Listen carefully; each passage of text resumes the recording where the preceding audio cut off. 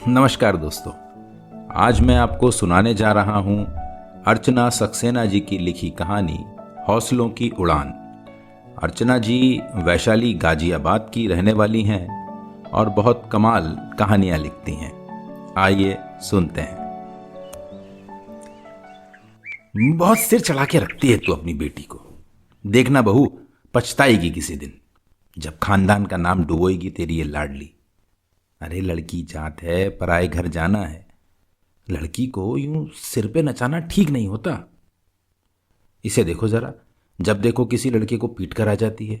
अब इतनी भी छोटी नहीं रही कि हर बात को नजरअंदाज किया जाए। सावित्री चिल्लाए जा रही थी और जब बहू नीता बिना कुछ बोले मुस्कुराते हुए चाय के बर्तन समेटकर जाने लगी तो उनका पारा और भी चढ़ गया। कहाँ चली? मैं कुछ कह रही हूं ना। कानों में तेल पड़ा है या मुंह में दही जमा रखा है? अरे लेकिन दादी, माँ अगर बोलती है तो कहती हो कि पलट कर जवाब देती है, और नहीं बोलती तो कहती है कानों में तेल पड़ा है। अरे किसी एक बात पर तो कायम रहो ना कि उन्हें करना क्या चाहिए। 13 बरस की छवि हंसते हुए बोली तो दादी सावित्री उस पर बरस पड़ी। तू तो चुप ही रह लड़की, सारे फसाद की जड़ तो तू ही है।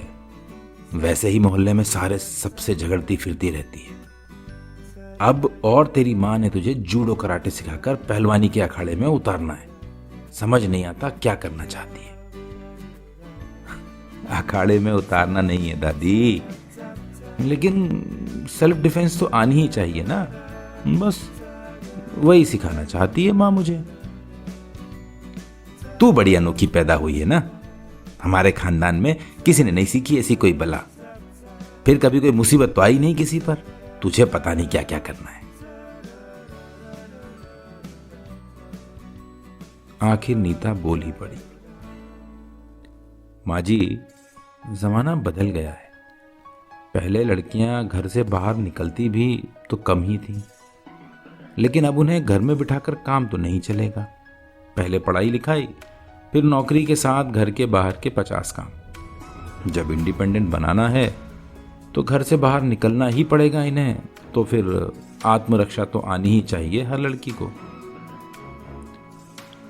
नीता ने समझाया तो सावित्री ने मुंह फुला लिया और बहुत देर तक उनका बड़बड़ाना जारी रहा। वैसे वो जानती थी कि उनके बेटा बहू दिल के बुरे नहीं हैं और बात भी गलत नहीं करते, लेकिन फिर भी उन्हें बेटे बहू से ऐसी बहुत सी शिकायतें थीं जिस पर वे कभी गौर करके या कभी हंसी में उड़ा दिया करती थी। मगर अब तो हद हो गई थी। एक तो 2 लड़कियों के बाद विराम लगा दिया था, जबकि सावित्री का पूरा विश्वास था कि तीसरी बार उन्हें पोता ही होगा। बेटा जयेश भी तो 2 बहनों के बाद ही हुआ था, लेकिन जयेश और नीता ने उनकी एक ना सुनी।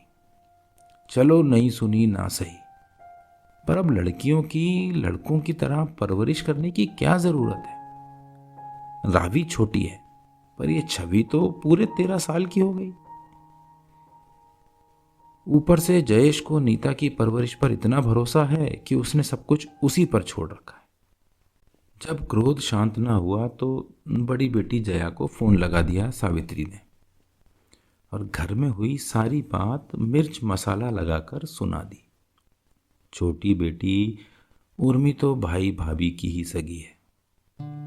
वे कुछ कहती भी हैं तो उल्टा उन्हें ही समझाने लगती है। पर जया, बड़ी बेटी जया माँ का दर्द भली भांति समझ पाती है और रहती भी इसी शहर में है तो माँ के दुख दर्द में दौड़ी चली आती है।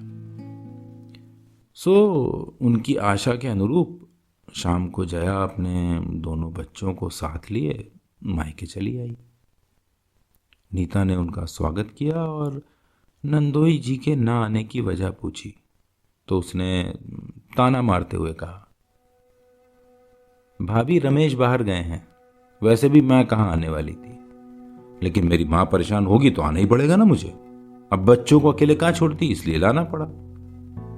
नहीं तो यहाँ लाने के लिए 100 दफा सोचना पड़ता है, क्योंकि रिया और राहुल भी उल्टी सीधी हरकतें सीखते हैं यहां पर।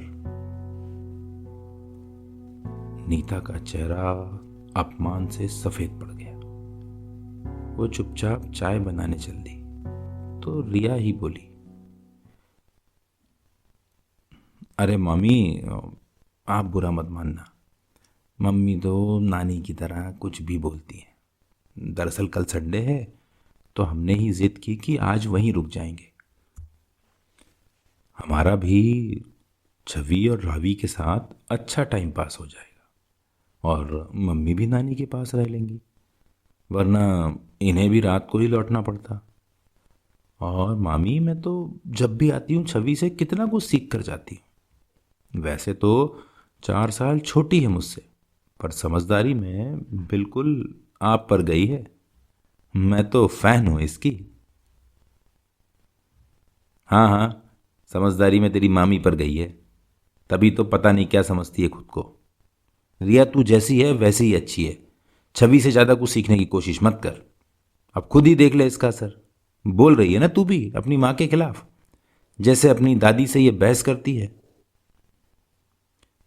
सावित्री ने कहा तो छवि और रिया एक दूसरे को देखकर हंस दी और सारे बच्चे छत पर खेलने चले गए।